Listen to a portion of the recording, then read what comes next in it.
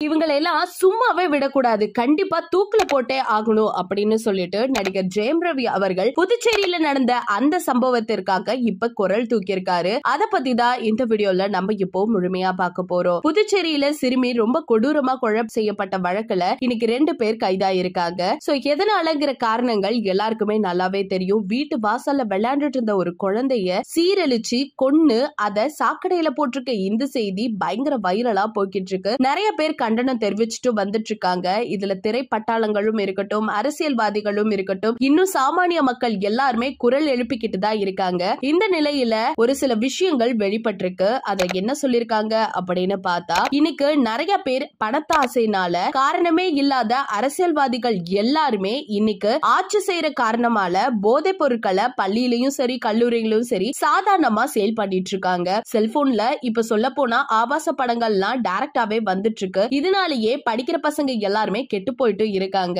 பள்ளி கல்லூரி பணியிடங்கள் சொல்லிட்டு எங்க போனாலுமே இன்னைக்கு கேர்ள்ஸ்க்கான பாதுகாப்பு எங்கேயுமே கிடையாது. குழந்தைங்கள இருந்து பெரியவங்க வரைக்கும் இன்னைக்கு பயந்து போய்கிட்டு இருக்க சூழ்நிலை இருக்கும் பொழுது இந்த மகளிர் தினம் கொண்டாட வேண்டிய நிலைமையில நம்ம இருக்கோமா அப்படிங்கிற மாதிரி கேள்விகள் நிறைய எழும்பிட்டு வந்துட்டு இருக்கு. இத பொறுத்து நிறைய பேர் கண்டனமும் தெரிவிச்சுட்டு வந்துட்டு இருக்காங்க. போதைப் பொருள் இன்னைக்கு புழக்கம் அதிகரிச்சிருக்கிறதுனால தாயா இருக்கட்டும், தங்கையா இருக்கட்டும், குழந்தைங்களா இருக்கட்டும், யாருமே தைரியமா எங்கேயும் போக முடியல. காம பேய்கள் சுத்திக்கிட்டே இருக்காங்க. அது மட்டும் இல்லாம ஆண்கள் எல்லாருமே இப்ப மாறிட்டாங்க.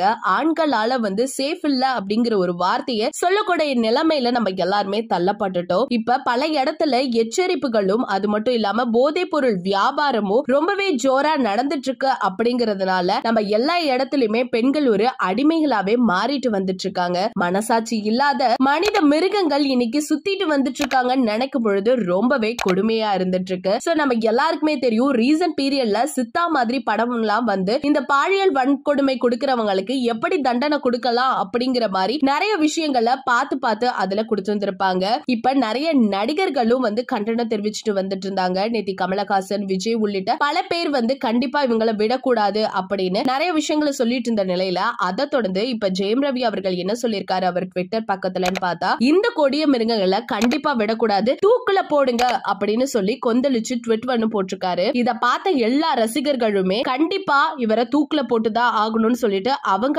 ஆதங்கத்தையும் கொட்டிட்டு வந்துட்டு இருக்காங்க. இப்ப எங்க பார்த்தாலும் #Justice for Aarthi அப்படின்னு சொல்லி பேசிட்டு தான் வந்துட்டு இருக்காங்க. இதுக்கு என்ன அபிஷியலா கொடுக்க போறாங்க, அவங்களுக்கு தண்டனை என்ன கிடைக்க போகுதுங்கிறது கண்டிப்பா தெரியல. சோ நம்மளோட இரங்கலும் அந்த பொண்ணுக்கு தெரிவிச்சுதான் ஆகணும், நம்மளோட குரலையுமே அந்த பொண்ணுக்கு கொடுத்துதான் ஆகணும். சோ உங்களோட கருத்துக்களை மறக்காம நம்ம கமெண்ட் செக்ஷன்ல ஷேர் பண்ணிக்கோங்க. இது போல பல அப்டேட்ஸ் தெரிஞ்சுக்க நம்ம சேனலை சப்ஸ்கிரைப் பண்ணி வச்சுக்கோங்க.